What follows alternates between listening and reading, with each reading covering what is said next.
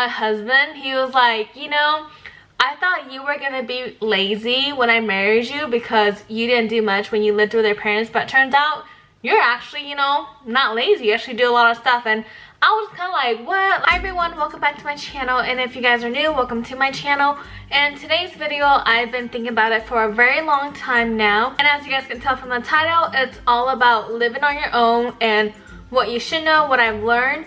And just a little background story, I've never moved out before. I have lived with my parents all the way up until I got married, which was this past July. So I got married, I moved in with my husband. We never lived together before, so all this is very new. It's a learning experience for me, and I just wanted to give you guys some tips and ideas and just, you know, a little bit of insight on what I've learned living on my own. If you are trying to move out, just want to know more about this topic, hopefully you guys can learn and take something from this video. A lot of places will require you to make 3 times that amount of what the rent is actually going to cost you, because they need to make sure that you can actually pay them. Nobody wants to rent to people who know that they are not able to pay them or always late on rent. Like, you don't want that situation. You have to think from a landlord perspective and know that you will never rent to somebody who is not going to be able to pay you on time or ever pay you at all. With me and my husband's income combined, we are able to afford our place, and he takes care of the rent. I take care of the water, the electricity, and everything else in the household. So if we need toilet paper, paper towels, or dish soap, like, I take care of all that. I pay for all that. A tip I think that's really important is make sure you know exactly when your bills are coming in and when they're due. For my situation, our water bill, they only give us a week to pay that. So if it comes in on like April 10th, then, you know, by the 20th it needs to be paid. So make sure you pay attention to those due dates and don't be late on your bills. For me, I get paid twice a month, so most of my bills are due at the beginning of the month, so that paycheck goes towards all the bills. And for the second one, that one, most of it goes towards saving. Every time the money goes into my checkings account, what I like to do is I start to calculate how much all my bills are gonna cost. I start subtracting it, so that way once everything is subtracted, I kind of have a visual of how much I will have left until my next paycheck. So really important, always make sure you have enough to last you for the next paycheck, just because you don't want to not have money for gas or food. You just want to make sure you have enough in case something does come up. So always keep that in mind. You don't want to be late on any bills. You don't want to be in that situation. You don't want to hurt your credit. You just want to make sure you're getting everything paid when it needs to be done, and not be delayed on your bills, because once you miss one, it's just gonna get worse and worse. So don't do that. Get a calendar, get a planner, put it in your phone. I put all the dates of when my bills are due, my phone bill, my credit card, again, electricity, rent, even my husband's as well, because guys aren't that good at remembering things, so sometimes you have to remember all that for them. So I put all his information in there on my calendar, so I know exactly when they're due, and I'll be like, hey, your credit card's due on this date, did you pay it? Like, especially if you're married, make sure you're helping each other, because whatever happens to him affects you too. Whatever you do affects him. So, you know, you guys are in this as a team, so make sure that you are aware of each other's credit cards and stuff like that, because you don't want anything to happen to the both of you. So yeah, don't worry if you can't get the newest shoes, you can't get the newest makeup stuff that's coming out. Like, that stuff doesn't matter. When I knew that we were gonna look for a place and move out on our own, like, my whole mentality changed, and everything else just didn't matter. Like, I don't care if I don't have new clothes. Like, I wear the same clothes all the time. Like, for goodness sake, my work clothes are my going out clothes. That's just how sad my fun life is. But, you know, that's just reality. You know, you're not always going to be able to afford it, and if you can, lucky for you, you know, good job, more power to you, but not everybody is in that situation. So sometimes I think people don't really understand the importance of stuff until they have to start paying for their own things. So and I'm not just saying things that you want because you want like new shoes, new clothes. I'm talking about the things you need to pay for to sustain a life and to make sure that you are able to have a roof over your head. So I just want to stress that to anybody out there. And if you've never actually had issues with money, I think I'm really good at budgeting.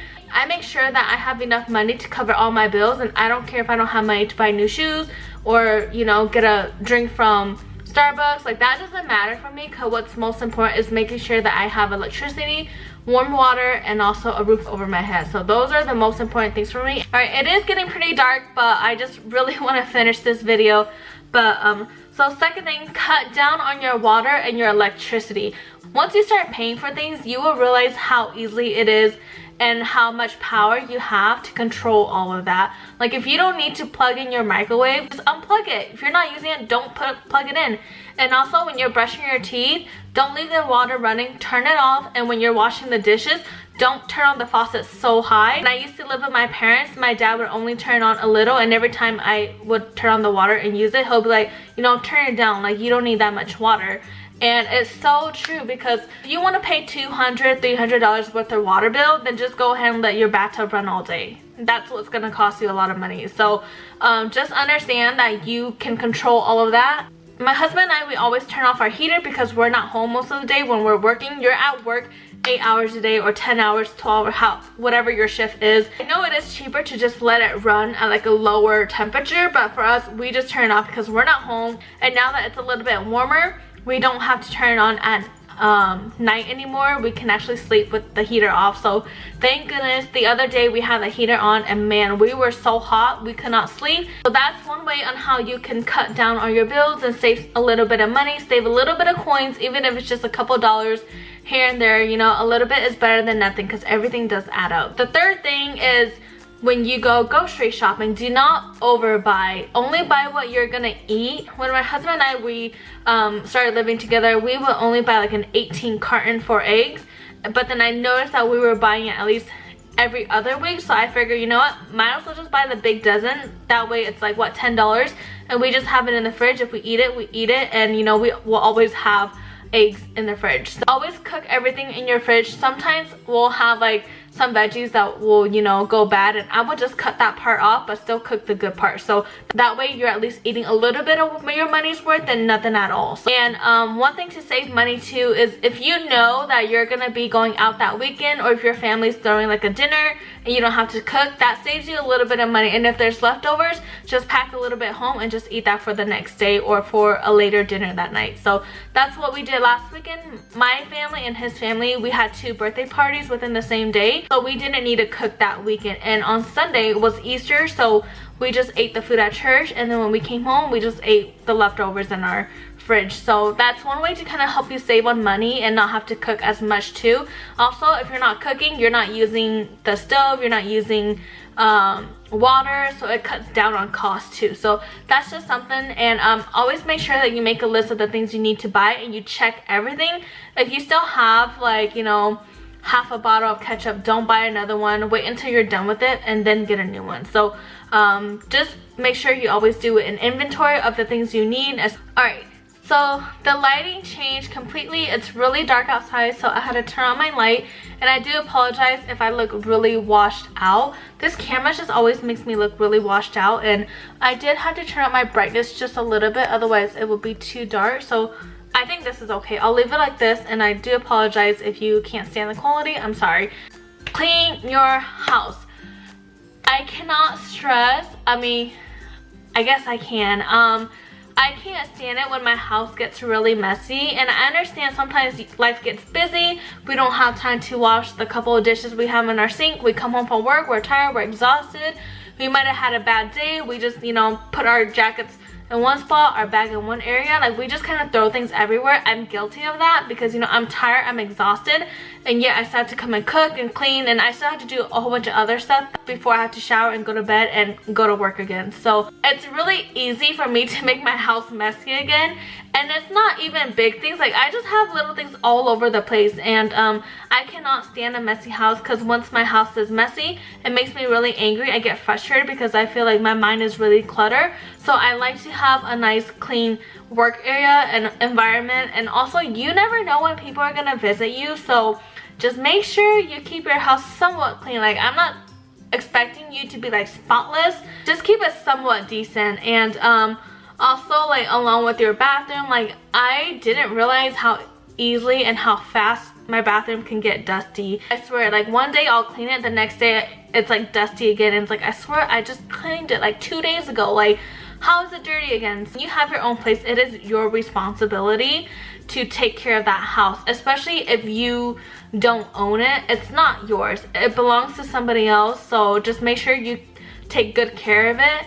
And you know, nobody wants to get evicted, nobody wants to be kicked out or stuff like that. So you know, they're putting their trust in you to take care of their home, and it is your job to keep up with it. Sometimes if it's really hard for you to clean during the day, make sure you start to do a little bit of the tasks throughout the week. One thing I like to do is I like to clean my stuff or my house and do my laundry at least by Thursday or Friday night, because during the weekend I want to go do other stuff. I want to go shopping, I want to spend time with my husband. I don't want to just be home cooped up and cleaning my house. So whatever you could do the night before, it's gonna make the next day a little bit easier and better for you. That way you have more time to go do the things that you love. So every time it's Friday night, I try to clean as much as I can, and you know, throw a little laundry into the washer. If you can't do it all, at least do a little bit at a time. I always have to vacuum on Sunday because Monday is trash day, so I feel like I get to take out all the dirt that's been in my house for a week and, you know, toss it out in the trash can. So make sure you save your money. I don't care if it's $10, $20, because you just want to make sure that you have backup money, or emergency fund as what I like to call it, because you never know what's going to happen. Your car could break down. Imagine if you are a college student living out of state, you know, you have one vehicle and you don't have any family members around you. Something happens to your vehicle and now you don't have a car, so it's hard for you to get around. But luckily for me, just in case if you guys didn't know, my car broke down a week ago. The day I uploaded my video about how much I appreciate my husband knowing how to fix car, my car broke down that day. It was not starting. But then luckily my husband has a truck. It's an automatic, so I was able to drive that truck to work, and I just been driving his truck for about like 2 weeks now. I don't like to drive it because it's really big and I feel like I'm gonna hit everybody next to me. It kind of gives me anxiety, but now I feel like I am a pro. So I still can't back up in it. I get scared because his canopy makes it really hard to see the back. So I'm just gonna avoid backing up, or if it's really tight, I'll just park really far. I don't really care. I could use an extra walk. So yeah. Alright, so my camera did die, so I apologize if the position of this looks a little weird, or if it kind of has a shadow.